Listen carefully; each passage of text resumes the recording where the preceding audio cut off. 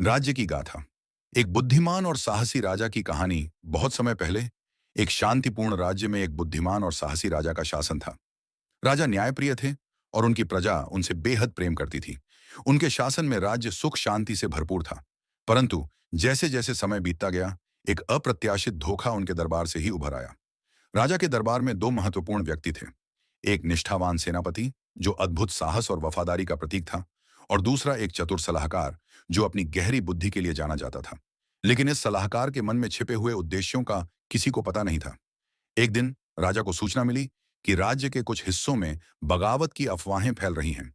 ये अफवाहें दरबार के अंदर ही किसी ने फैलाई थी। सलाहकार ने राजा को सुझाव दिया कि यह समय सावधानी और कठोर फैसलों का है। लेकिन वह ऐसा इसलिए कह रहा था ताकि राजा दबाव में गलत कदम उठाएं। दूसरी ओर सेनापति ने राजा से वफादारी का वादा करते हुए उन्हें भरोसा दिलाया कि वह हर स्थिति में उनके साथ खड़ा रहेगा।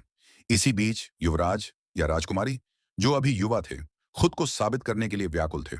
उन्होंने राजा से युद्ध अभियान का नेतृत्व करने की अनुमति मांगी। राजा ने उन्हें अनुमति दी, लेकिन सेनापति को उनका मार्गदर्शन करने का आदेश दिया। जैसे जैसे समय बीता, राजा ने देखा कि सलाहकार की सलाहें उन्हें हमेशा कठिन और असुविधाजनक स्थितियों में डाल रही थीं। एक दिन राजा ने इस पर गहराई से विचार किया और उन्हें समझ आया कि सलाहकार का असली मकसद उन्हें कमजोर करना था।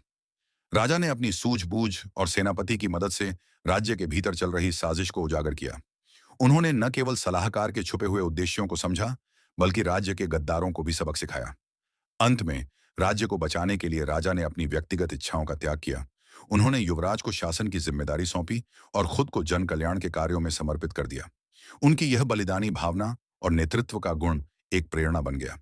इस प्रकार राजा ने न केवल राज्य को बचाया, बल्कि अपने पीछे एक ऐसा इतिहास छोड़ा जो आने वाली पीढ़ियों के लिए आदर्श बन गया। साहस, बुद्धिमत्ता और त्याग से भरा यह राज्य आज भी उनके नाम से जाना जाता है।